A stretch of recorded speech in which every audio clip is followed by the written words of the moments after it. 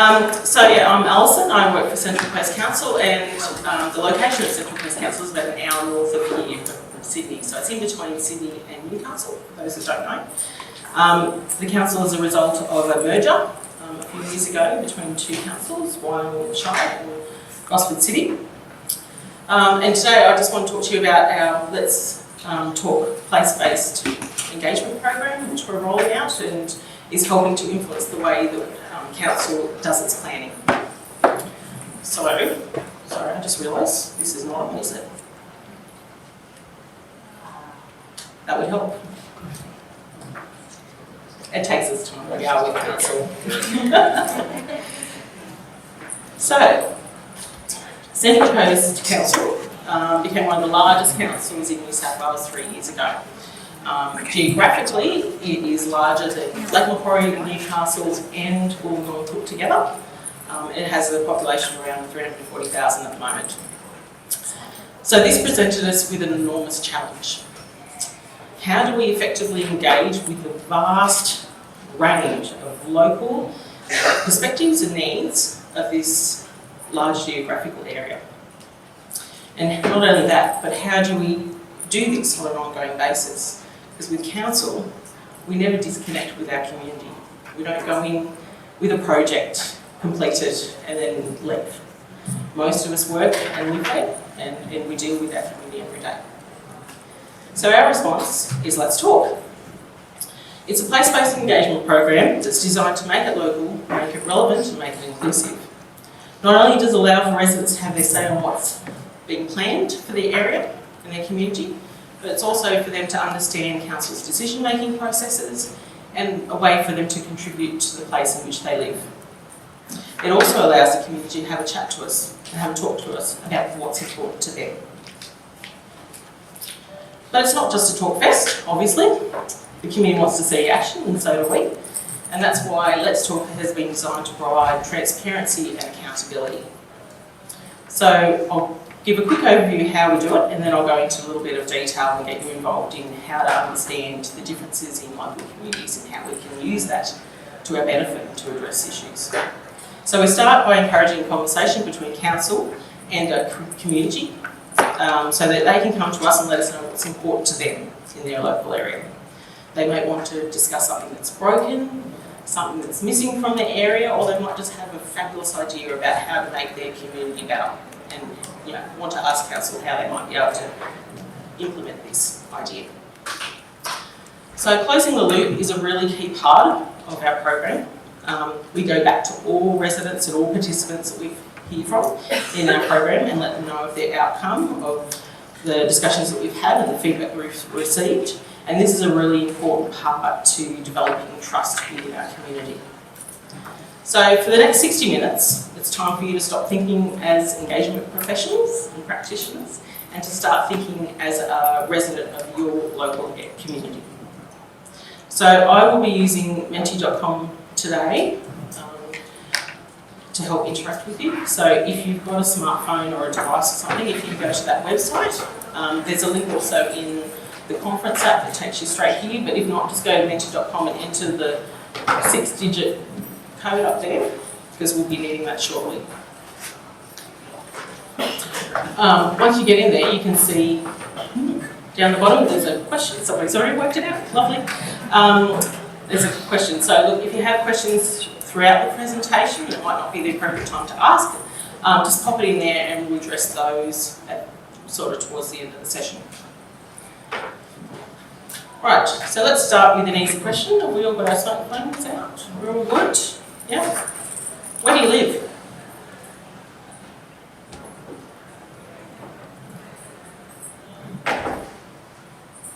Let's see where everyone's from.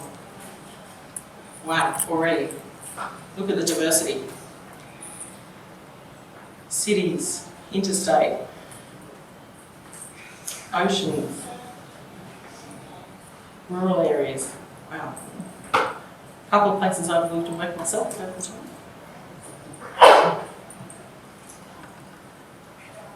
Fantastic. So on the Central Coast, this is quite diverse. So could you imagine talking about your local area here together? It'd be confusing, wouldn't it? But on the Central Coast, we actually have quite a diverse range of communities ourselves. So we have cities, we have villages, we have rural areas, we have oceans, coast, we have lots of lakes that intersperse between the different areas, and we also have mountains and quite rural areas. So many of these communities are really only connected by the name of the local council that they belong to, and not really anything else. So councils do an enormous amount of work in the community, as most of you hopefully know. On Central Coast, we have over 2,500 projects that are happening just in this financial year in our community. But do you actually have any idea of what projects council are doing in your local area, in your community? 2,500 is quite a lot, isn't it? Can you even name one? Do you know how you can have your say on the local park that's been designed and developed down the road? Do you know how to have a say on some traffic changes to the local CBD? Do you know how you can have a say on maybe the 10-year plan for your local area for the next 10 years and how it's going to grow? If you had something to ask, or you knew something was broken, or you just wanted to share an idea with your council, do you know how you can do that? Do you prefer to submit your information online, maybe by letter, or would you rather have a chat to someone from council and go that way? So we'll come back to some of these important questions in a moment because they're really important in our place-based engagement and planning. So first, we'll have a look at how Let's Talk came about. So it all started when, a few years ago, council would communicate and engage on its services, plans and projects in a very disjointed way, which our community found confusing, and quite frankly I think we found confusing as well. So we'd go out on a single project for a little bit and consult on there, we'd complete that and go away. Another couple of weeks we'd go out to the same community and ask about something completely different. And they're like, I just spoke to you, why didn't you talk to us about this a couple of weeks ago? So you see, the way council staff see council operating is very different to the way the community sees council operating. So the community doesn't see council as many different departments working on many different projects, often in isolation. They see council as one unit, and that's exactly what we should be presenting, a unified front. So there was a shift also in the political arena at the time, with new merger, new councillors being elected and so forth. And many of our new councillors were elected on the basis of the promise of improved community engagement. So it was really important, and it was a really good opportunity that we get this right. So what did we do? We looked to the community to see what we could do to improve our engagement program. So there was a whole process with that, which I won't bore you with today. But what we did learn is that 69% of participants said that they preferred place-based engagement and consultation through a combination of both online and face-to-face options. They wanted this supported by promotional channels that were relevant, specific to their local community and area. So the community asked us to make it local, make it relevant and make it inclusive. And that's how Let's Talk was born. So Let's Talk has four main objectives.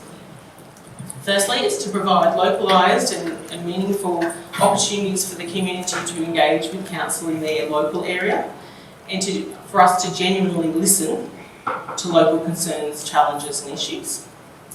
Secondly, it's to encourage diversity in consultation. Previously we were hearing from the same voices, you all know the ones, and instead Let's Talk is really designed to create opportunities for the whole community to engage with council in a way that's accessible to and is preferred by them. So next we aim to demonstrate a coordinated approach. Sounds easier than it is, but it's really important that instead of working in silos that we work together and present ourselves as a unified front. And lastly, we need to keep Let's Talk flexible. Flexible enough to adapt to the change in our communities, and also flexible enough to adapt to changes in engagement practice. So what does Let's Talk look like? For Let's Talk, we choose an area where there are probably a couple of council projects that are being planned and probably will require some consultation. Or maybe there might be a major local changes such as land use planning changes happening or review underway. So we've got a couple of key things to look at that we know that we can consult on. Then we have a look at our operational plan to see, well, what else is supposed to be happening in that area in this financial year. So we'll grab some of the recently completed projects that we know might have just finished, plus some that we know are coming up. We're not quite ready for consultation, but they are going to be coming soon. And then we have a look at our ongoing services and so forth. So this gives us a holistic view of what council's trying to achieve in that community, what we're trying to draw them. And the next step is then to try and find out what they actually want from us. Okay. So next we come up with a targeted engagement methods and tools that best suit that particular area. So as you know, no one size fits all for any approach to engagement, so it's really important to do your research. So considering and understanding and valuing the demographics of that particular community you want to go to is absolutely critical in making sure that we provide the appropriate methods and tools to ensure we get everyone to be able to share their views. So let's have a look at an example. So we have a suburb called Tukley in Central Coast, and it has a high proportion of older residents and visitors. In fact, 40% of residents are aged 60 plus. So for Let's Talk Tukley Town Centre, we had a strong focus on the physical presence. We distributed hard copy surveys at the very popular Over 50 Centre and the town centre shops. We had ideas boards placed in key locations, and we had lots of face-to-face drop-in sessions and stakeholder meetings. This was complemented with an online presence, including colourful ideas boards and a survey. So in another area of council, Let's Talk Lake, Northern Lakes, there's a high proportion of busy families and working people. So the focus was more online, including an interactive map where people could share their ideas and suggestions. Council could also share their ideas and suggestions and get a bit of a feel for what people thought about those. And this was complemented by a couple of face-to-face drop-in sessions where people could come and speak to members of council from a whole range of departments. And I'll explain the types that we have. So I'll do that later. Okay, so one of the key drivers in developing our engagement methods and tools, and something we're still working on, is to be able to replicate the physical and the online options. So the same level of access to materials, information, and the ability to actually provide feedback is offered no matter which method is preferred. So it also has the added benefit of the data collection. So we can actually combine the data into one and analyse it as one, instead of analysing it as, from different methods. Does that make sense? So now we know who our community is, we need to understand what they value most about their local area, because that's going to give us some great clues. And when I say local area, I don't mean the local government area, I mean the suburb in which you live, and maybe the 1 or 2 suburbs near you that you actually connect with on a daily basis. So maybe what you love is the work lifestyle it offers you. Maybe it's a family-friendly area, maybe it's the short stroll down to the shops, the cafe culture, maybe it's the beach lifestyle, the peace and quiet of the mountains, maybe it's a footpath out the back that you can go ride your bike on, or the national park, maybe it's public transport that's nearby, or maybe it's a whole range of things. So what I want you to do now is to tell me what you value most about your local area. So keep it short if you can, a couple of words, and I think you can enter up to three things that you love about living in your area.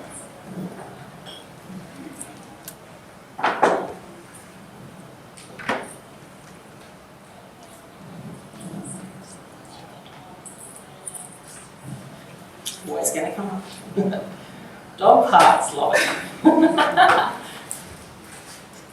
No one said nightclubs yet. Oh, pubs, there we go.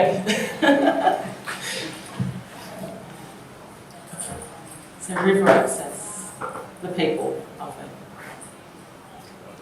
wildlife, neighbours.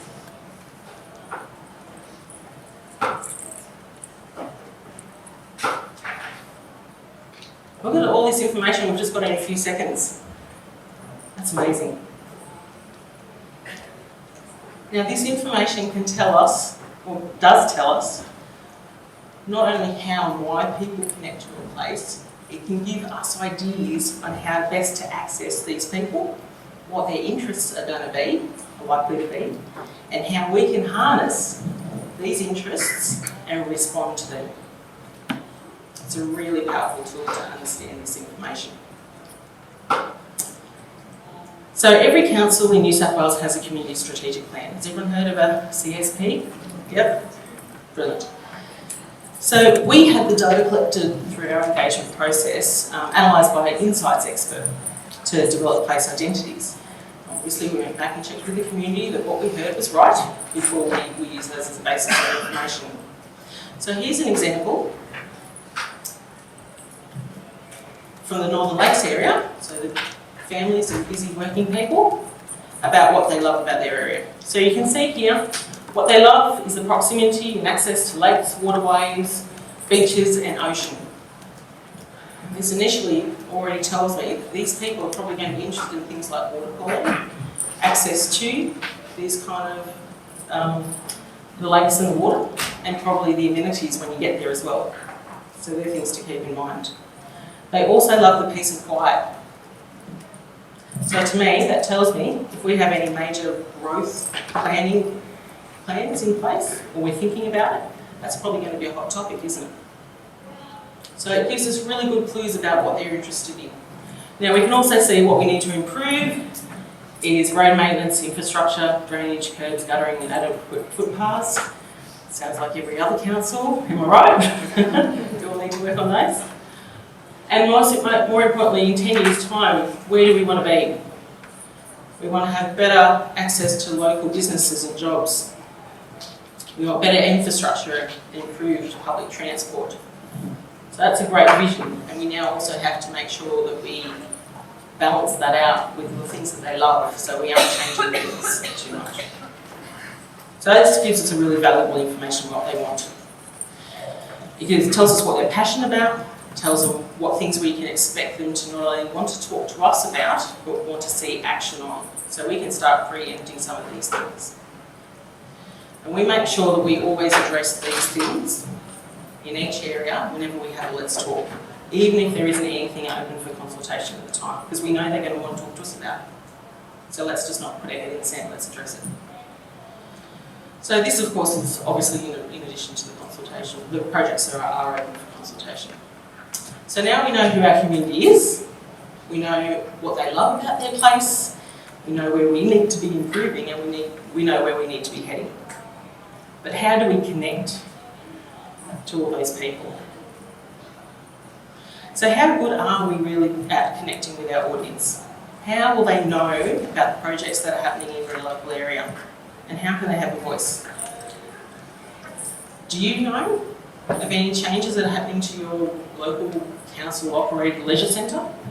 Or do you know what's happening when somebody's pulling up a footpath down the road or working on some water mains? Have you been informed about what's happening? Anyone? And you're engagement practitioners, so you're already open to that sense of being involved. So if you don't know, how is anyone else going to know? So there's always projects happening around us, like I said, 2,500 this financial year on Central Coast. But do you really know? So what I want you to do is tell me. Do you know about things that are happening in your area? Yes, no, kind of, sort of, maybe? A little bit?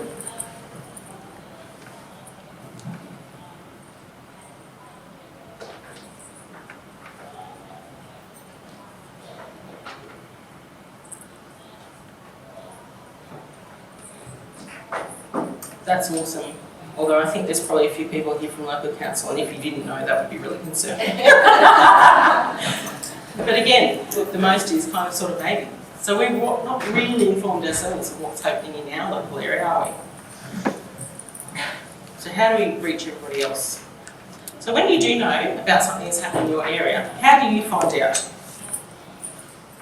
Because making sure we provide information in a way that the community wants to receive it is critical in hearing from not the noisy, squeaky wheels, but from everybody.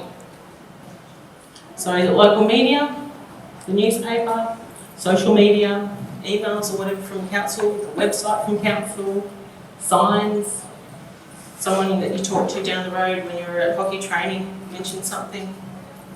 How do you find out? Social media, hey? You won't spend so much time. That tells something about you, doesn't it? It's a reflection on yourself, I think. So look at that, social media and word of mouth. You can never underestimate the power of word of mouth. We've got 5 others, and I would actually, if we've got time, to quickly find out what those others are. Do you have a... Who wrote other? No. Oh, Jane. Someone put their hand up if they wrote another. I'd love to know what it is, because I'd like to learn from you as well.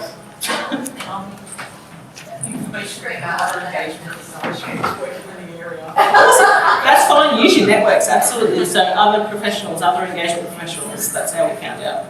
What are some of the other options, other ways that we've been able to connect? Through work. Through work? So we work a lot with our council, so I find out stuff. Yeah, great. Yeah, so those informal social connections. Yeah. Anybody else? There were 5. Somebody else? Don't be shy. McGee, just the council sort of publication, the regular publication. I didn't think it fell under newsletter. Fair enough. Either. Yeah.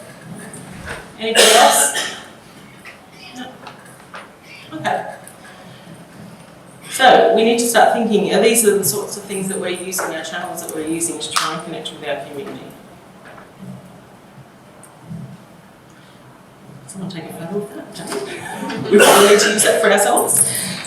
Add it to our list of data that we've got.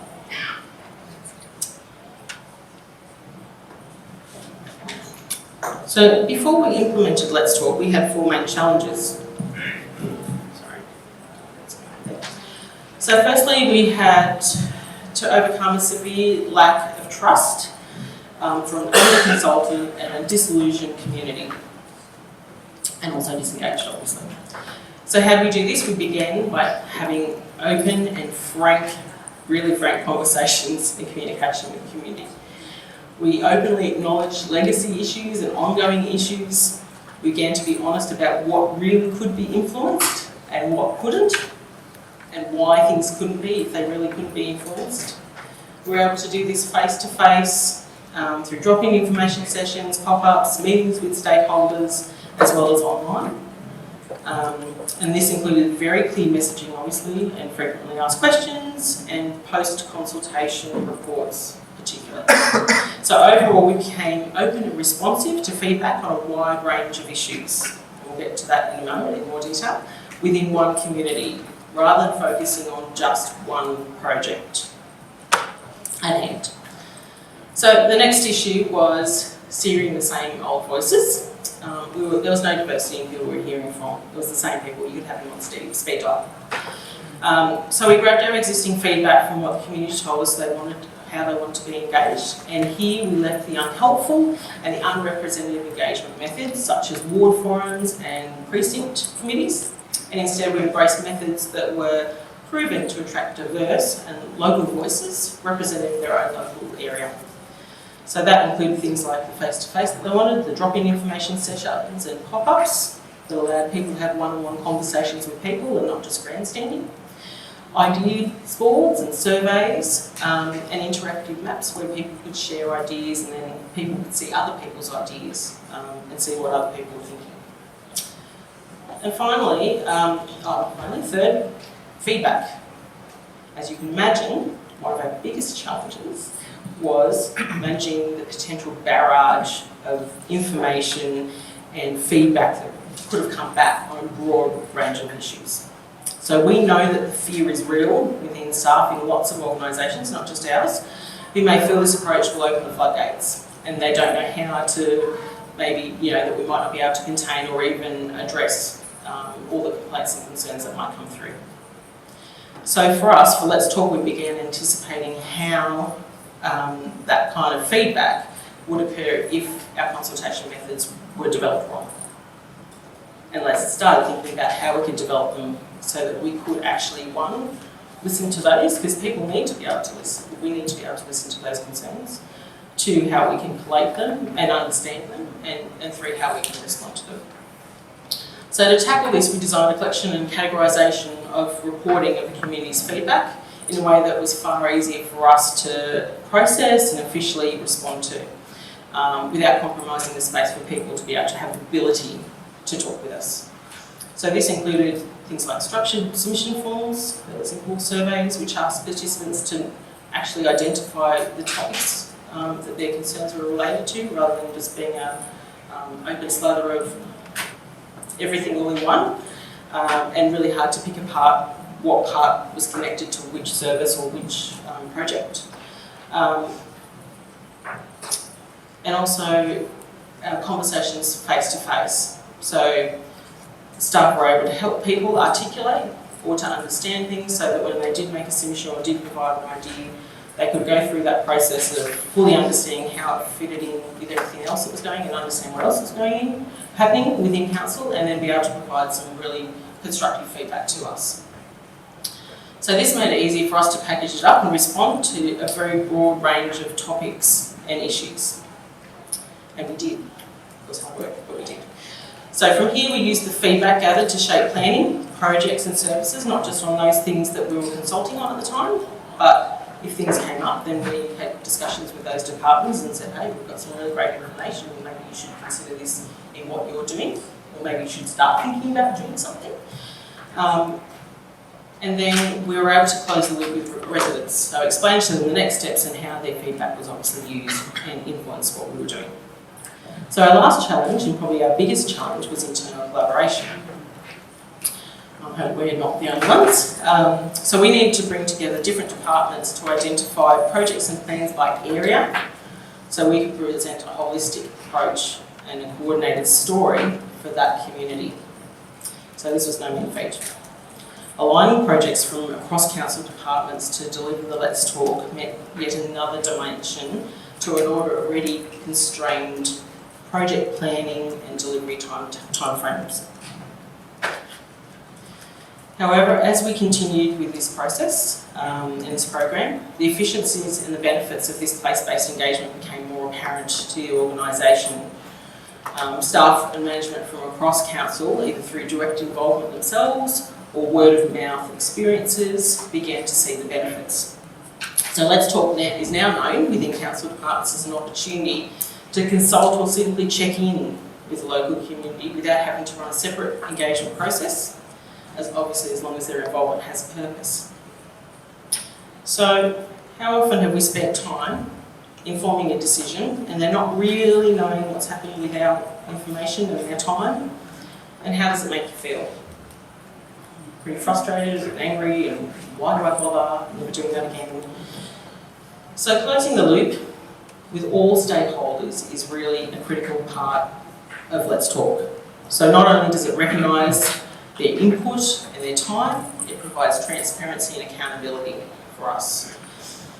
And that goes a long way to improving the trust and improve everyone's experience next time we go and consult with that particular community.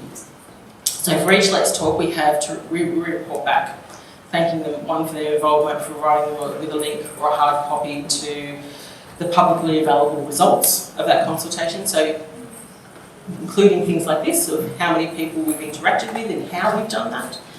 But not only that, we've provided a full consultation report.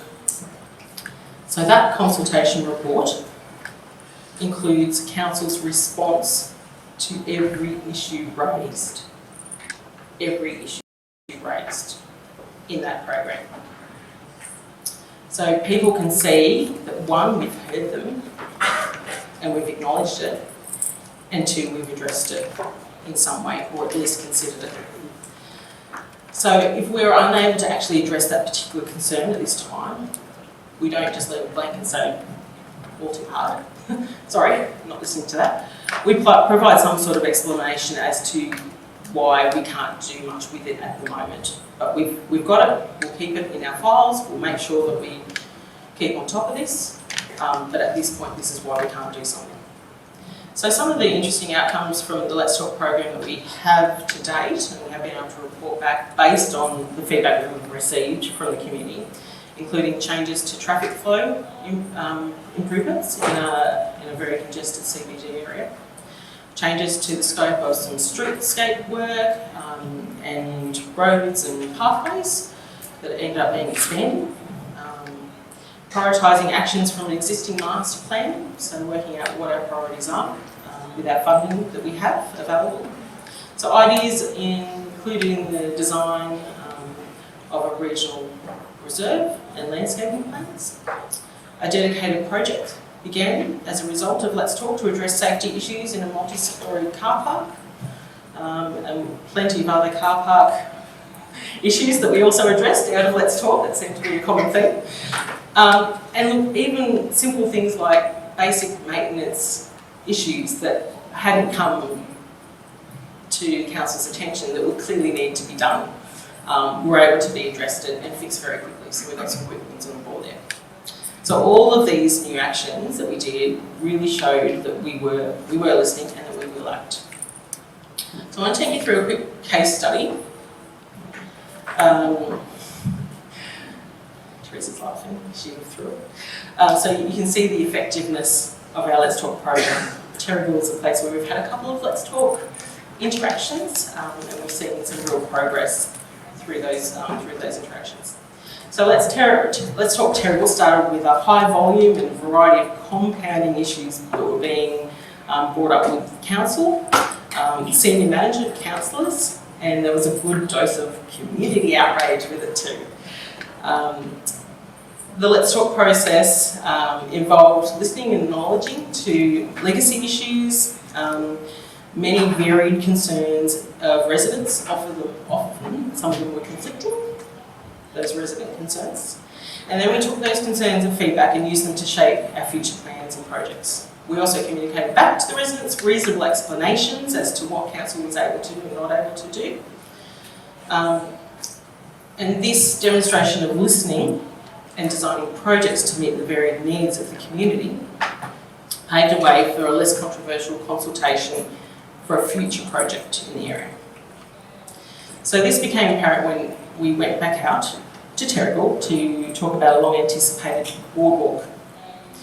And while it was still a very divisive project in the community, the key pain points and legacy issues that had been raised over years barely raised a mention.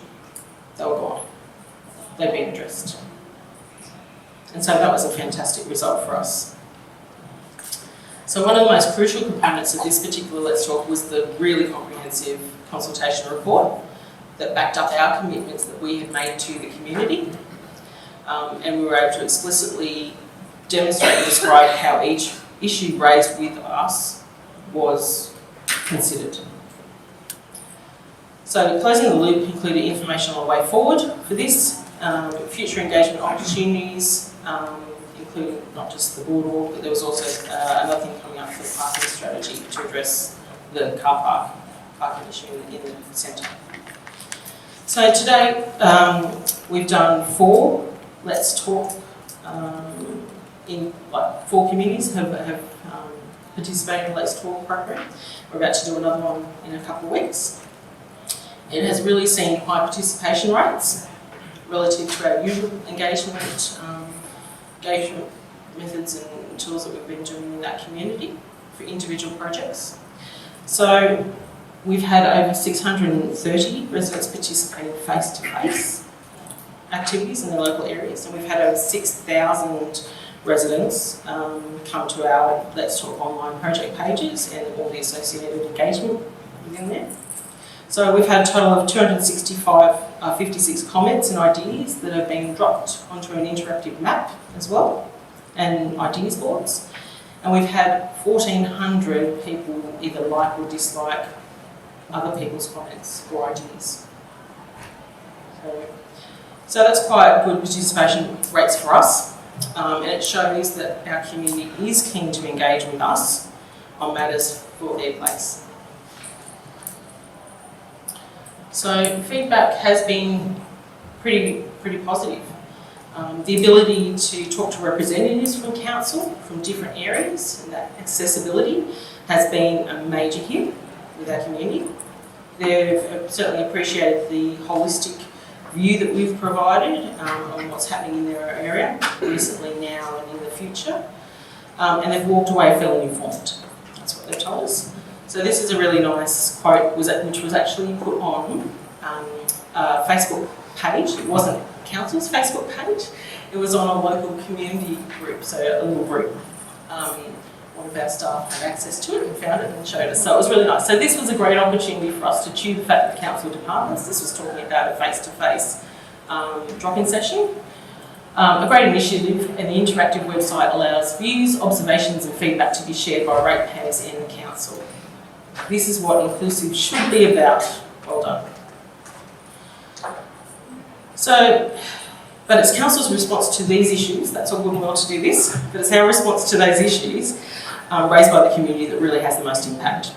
So not just for the Let's Talk program, but for any future engagement in that community.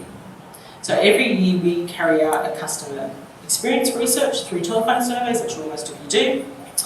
The survey samples the ABS demographics of the Central Coast, and in the 2018 report, participant satisfaction with their most recent community consultation experience was rated as moderately high, with 86% of residents satisfied with their participation, indicating that council's approach to engagement, we're on track. We're well on track. So looking forward, 50% of those residents surveyed were also interested in further engagement. So satisfaction in the program has also been seen inside council, not just externally. The program has highlighted the need to support cross-unit collaboration and understanding of individual areas they serve, and staff have said that they're keen to undertake more place-based and targeted consultation, which is fantastic. So what have we learned? Place-based engagement works. Yay.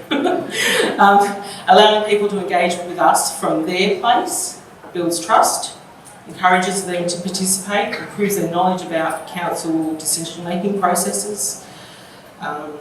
It improves their knowledge about what service and projects were also happening in their area, and gives our business, council, a more holistic view on what we should be trying to achieve for that area and how we might be able to achieve that.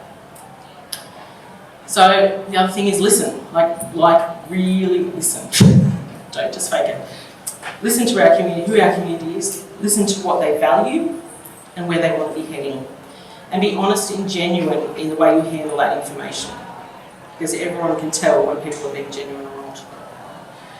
So when collecting data for place-based engagement, it's important to track the demographics, we believe, from who we're hearing from.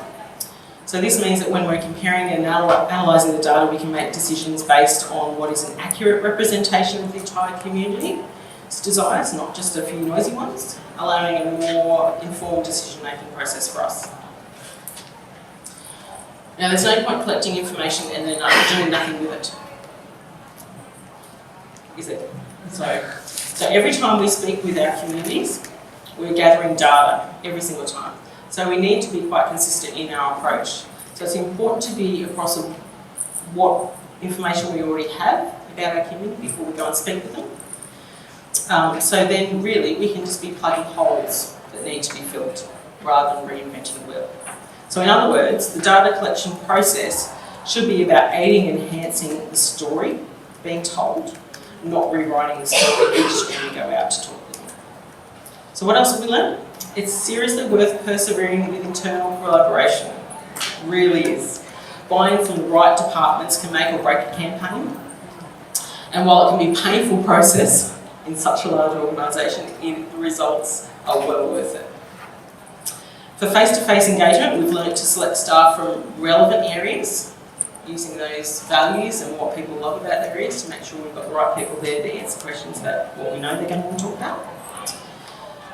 And also to get in agencies who can deal with the public and take left of field questions without kind of looking blankly. So we've also learned about the importance of closing the loop. It really is the key to all of this Let's Talk program. So responding to the issues raised during the consultation and in the form of a consultation report that's publicly available demonstrates that we are listening and we've been transparent and we are accountable because we've got it out there. So if we provide a reasonable response, we find, to a reasonable question or issue, we find our stakeholders can move on more easily.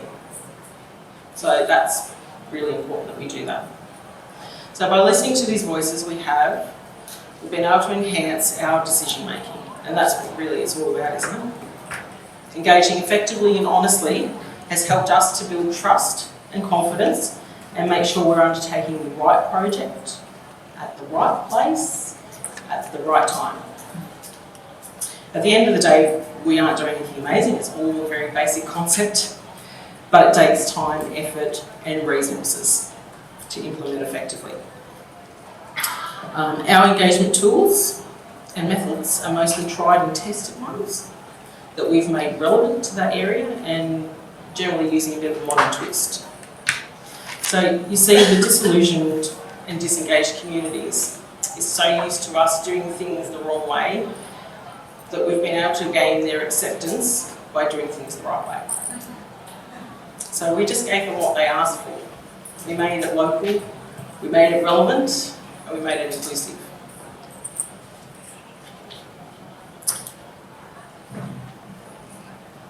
So finally, we've pulled together a toolkit that's available on the conference app. If you scroll down, there's a document.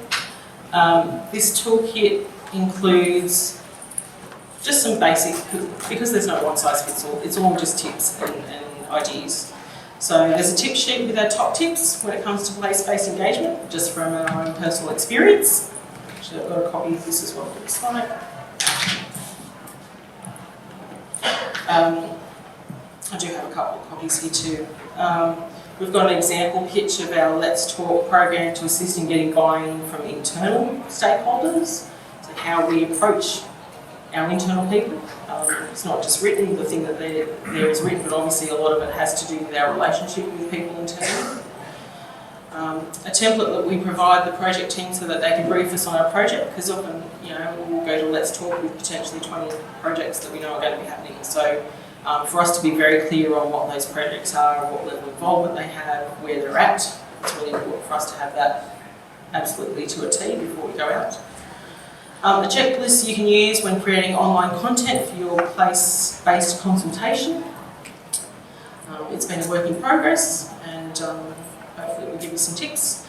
We've got a list of questions you should consider when asking during your consultation, whether it's online or face-to-face, so we can start developing that demographic profile and really understanding who we're hearing from. It's really easy to get. It doesn't have to be, like, you don't have to, people sort of stand here, I need to talk to you, but you need to fill this out first. There's other ways of doing it that are a bit more anonymous that people are more happy to do, so please try to do that. There's an example of how we lay out our rooms for our Let's Talk drop-in information sessions. I didn't talk about that too much, but really for us we've found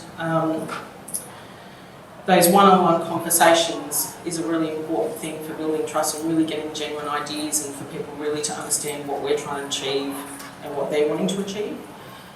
So there's an example there. We have tables with people from different departments, and usually lots of things that people can look at and wait if there's a bit of a wait.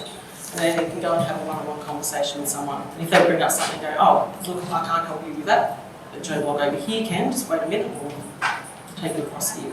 So they're able to really talk to a range of people and get a lot of questions answered and a lot of information shared in the one sitting, I guess. So that's been a really important way for us to deal with community outrage, but also to really build some trust and build some relationships between community and council. And we've also got a list of communication channels that we have found has been successful in reaching targeted audiences in a place-based environment. So look, feel free to download it. Hopefully you get some ideas from it. Send me some ideas if you've got any great ideas. We're always looking for new things to do. And what, 20 minutes, we might just go to questions, because I can see we've got a few questions, so we might start there, otherwise we might run out of time. So, ask me anything.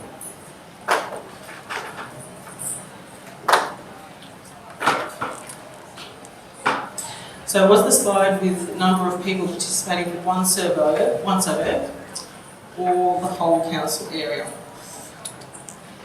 Number of people.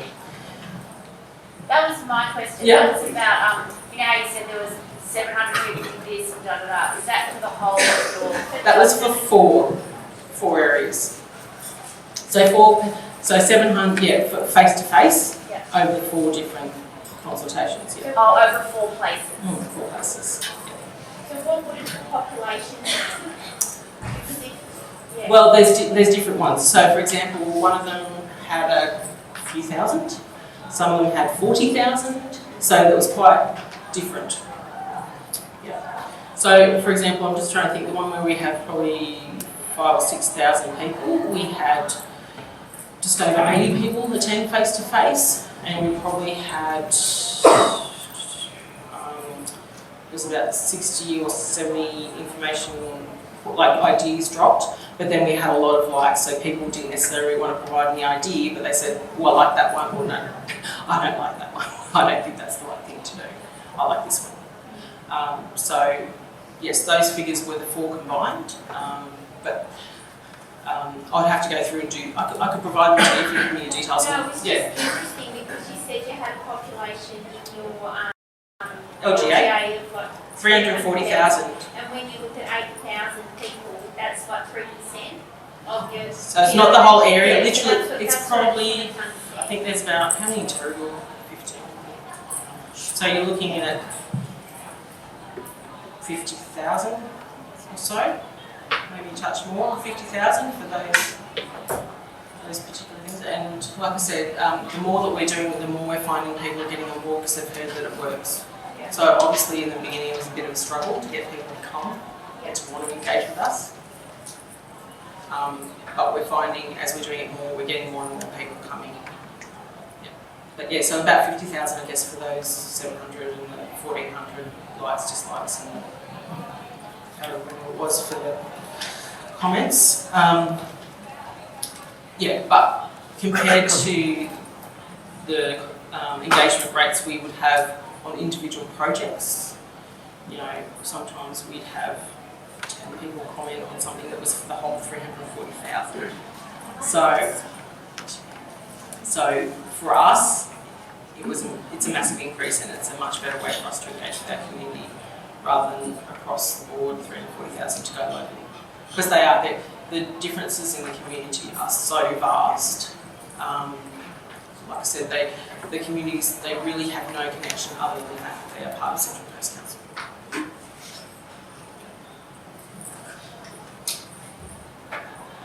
So I imagine like that's answered.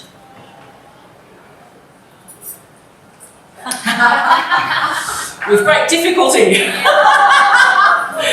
Information and administration. Teresa, I don't know, do you want to answer this question? She's probably better qualified to answer this question.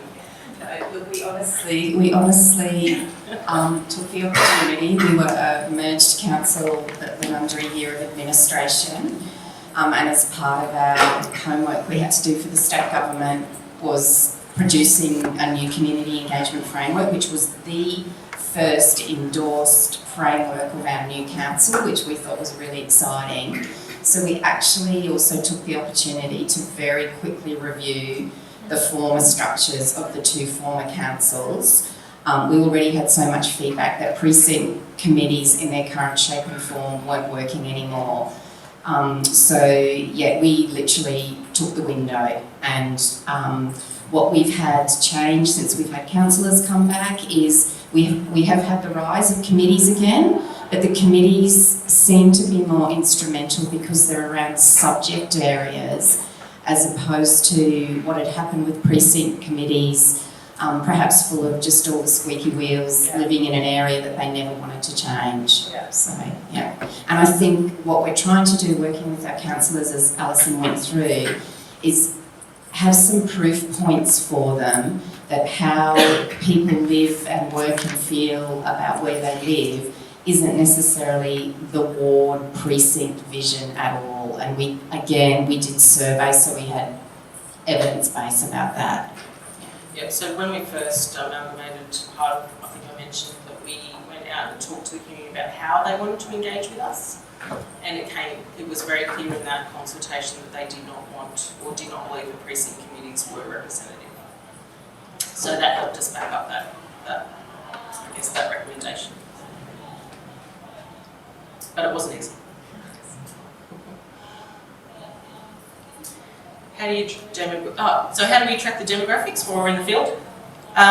This is a really great question.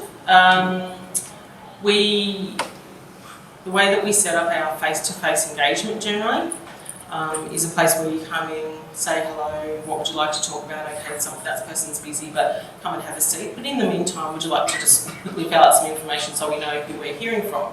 They do that, put it in anonymously, and then they can go and talk to people. So we use, there's in the toolkit just a very quick tick, tick, tick, tick, whatever, of who these people are, where they're from, and what sort of representative of the demographic they are. So we just take that on board and then we use it. Did you want to say I just something, wanted to Jane? note, with Tukley, with our ideas board, instead of using post-its, we made some custom post-it notes, and you could flip the back and it's got really short demographic question as well, because they're the tricky ones to catch when you just want to get someone's scribble, flip it over, age, suburb, interest in the area. Yeah. So there's different ways to sneak it in there. Yeah, and look, it's not necessarily going to be compulsory, you're not going to get 100%, but we find that people are actually pretty willing to do it as long as it's fairly anonymous, that it's not tied to any comment, things like that. That's, We have the most success when we do our habits, like we call them habits days, and usually they're about a specific topic, but we get people as they're walking past on their way to doing their day-to-day stuff. Yeah. Do you find it ever asking people to sort of, do you get walked by people who will stop and come in and engage with you, or is it, because I'm just thinking, does that put people off if they have to wait for a desk, or the people who are coming there for purpose? So when people have to wait for a desk, we also have lots of information that people can go, and we have people around where people are waiting, so we can say, well, why don't you come over, this is what we've got planned for the area. We have maps, we have different visual prompts to actually talk about what else is happening and what we can, things that we can discuss with them before they go and speak to somebody. Can't think of anyone who's just walked out because they got annoyed. Most of the places that we have it, I know Tukley is a little bit different, but a lot of the places we have it, people have to specifically come just because of the size that you need to have lots of different people from council fit in, and all the information that they want to be able to provide and show the community. We need a lot of space. Yep. We also have just regular pop-ups with our executive in shopping centres as well. So this complements our engagement that we carry out across the coast too. So it's capture those people. by no means the only thing we do. It is just one part of a whole puzzle of things that we do. So the people going on by is more of our general pop-ups that we have every month with our executive leadership team. So people can see that those at a decision-making level are accessible. Yep.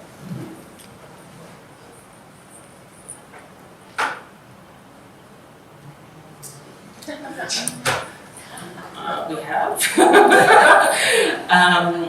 So interestingly, the demographics, I wish I had it with me, the demographics of who we've been hearing from, we're getting a much younger population engaging with us than we had previously.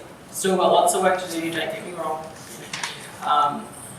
But in Let's Talk, no, we don't feed them pizza. Because the reality is, with our Let's Talk, it's about getting people to have a conversation, getting what they need to get done, and then move on out.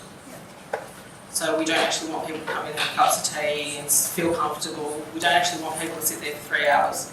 We want them to come and talk about what they want, because people are busy too. We don't want to waste people's time.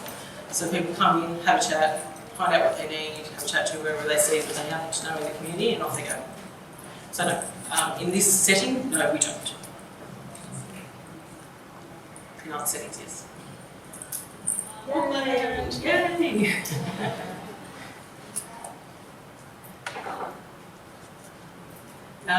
So look, the place-based approach grew organically. which is wonderful. But yes, we did have to get, we haven't got, I guess, councillor endorsement. We haven't had to do that. They're aware of it. They don't seem to have a problem with it. But our executive, I guess, we went stealth. This was the rumblings from our community. They said what they wanted, and obviously our recommendations went up to the executive. They could see the evidence from the community that that's what they wanted. So that certainly helped. But to be honest, the only way that we made it work was actually getting the people, the operational people on the ground who are doing these projects, willing to be open to this kind of feedback and conversation. So the data from the community engagement program, like the how do you want to engage with us, helped, absolutely, but a lot of it was ground up. Does that make sense? Have got anything to Jane or Teresa?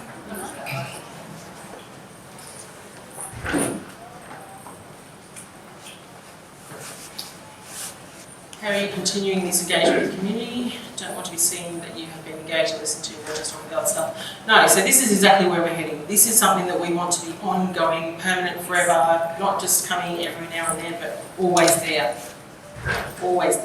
online and face-to-face more often. So we have got a plan. We've still got a bit of work on our leadership and councillors, yes, to get that across the line. But the more that we do these Let's Talk programs, the more evidence we're getting to show that it's working. So it's a work in progress, but yes, we plan on taking over the world now. We plan on big changes and for this to be a permanent, ongoing thing.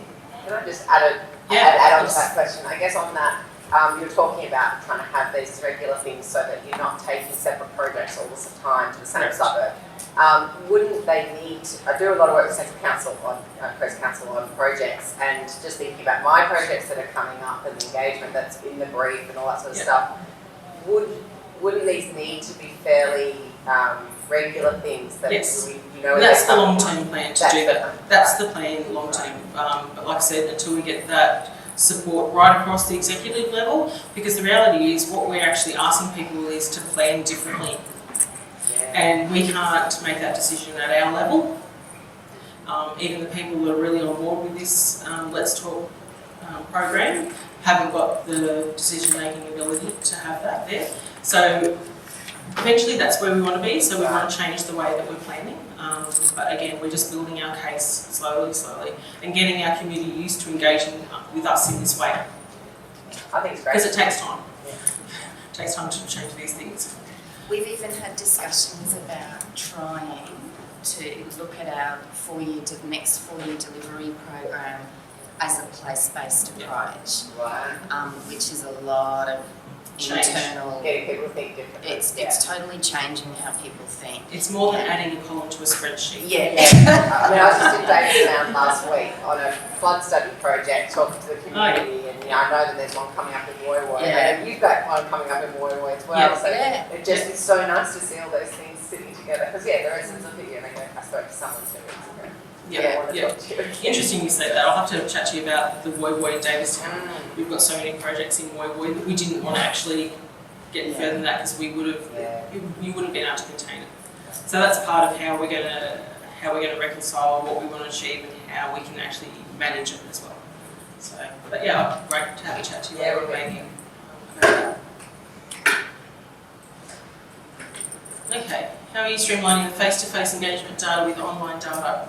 Because we're asking the same questions and we're collecting the same data, so that's really important. So when we develop these tools and these ways of gathering data, we're making sure that they're actually consistent across the board. And obviously we also record what type of method it was, because then we can cut the data that way as well. But we're doing it in a way that you can ask face-to-face, online, survey. It's all very consistent. And that takes a little bit of planning and timing and potentially a little bit of compromising how you're going to do things. But I don't think we haven't compromised the ability for people to have their say, if that makes sense. So that's obviously key in what we're trying to do. So we're trying to make it easier for us to manage that data, because we don't want to collect data and do nothing with it.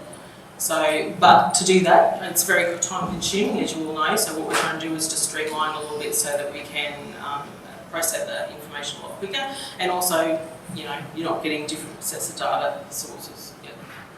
And do you consider data, both the question that might be answered, so if it's got somebody using the Untitled project and member of the community just has got things to ask, not feedback per se, but just wants to understand something. Do you consider that feedback data as well, or you refer? Yes. Yeah. All of it. All of it.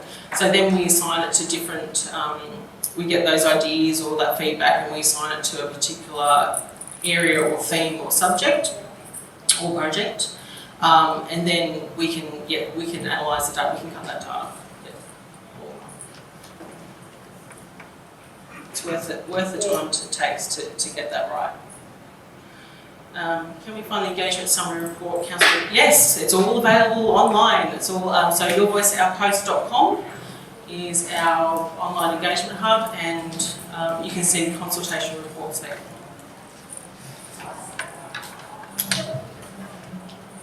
Because that's part of the whole accountability and transparency. It's for everyone, even if you participate, you can still see what's happened. It helps with our councillors as well. Do you give away anything at sessions? No. No. We have a single purpose.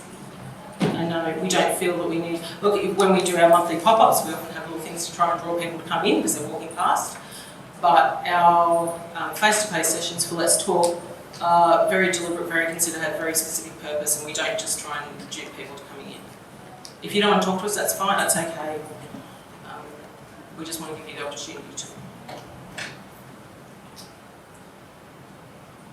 Precinct committees.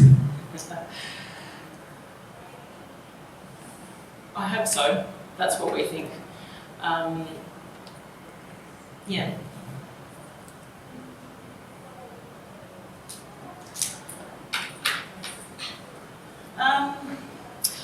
It was really organic, to be honest. I mean, I know there's lots of places that do it. Melbourne do it well. Tasmania's obviously doing a lot of this stuff as well.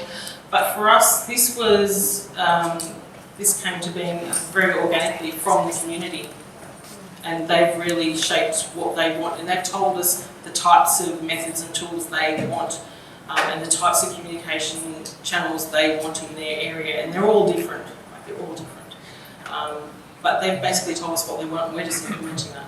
So we didn't do a great deal of research, I don't think. No, I don't remember doing much research. It's just really what they wanted. But there is plenty of people out there that have done it, so it probably is worth asking other people. Ongoing process. Yep. So I think I've kind of tried to answer that. Is that this is an ongoing process. This is something that we want to be permanent, not just every couple of months or whatever. So we've got our plan, 2-year plan of how it's going to work every couple of weeks, but at this point we don't have the executive level to change the way that we plan to make this work. So we're working on that.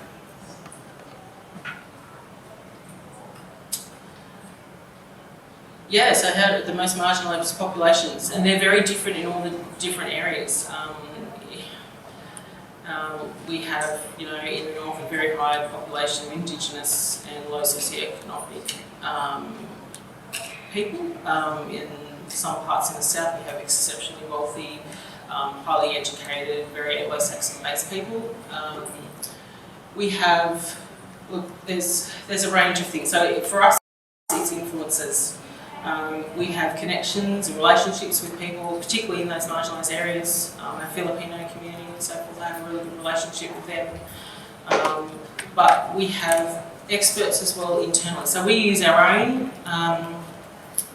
experts and relationships that we've already got in the community, and we use the influencers. So influencers externally that we have, and our internal influencers as well. So we have plenty of people that work with the disadvantaged communities every day, and so we tap in with them too if we know that we don't have access to that group.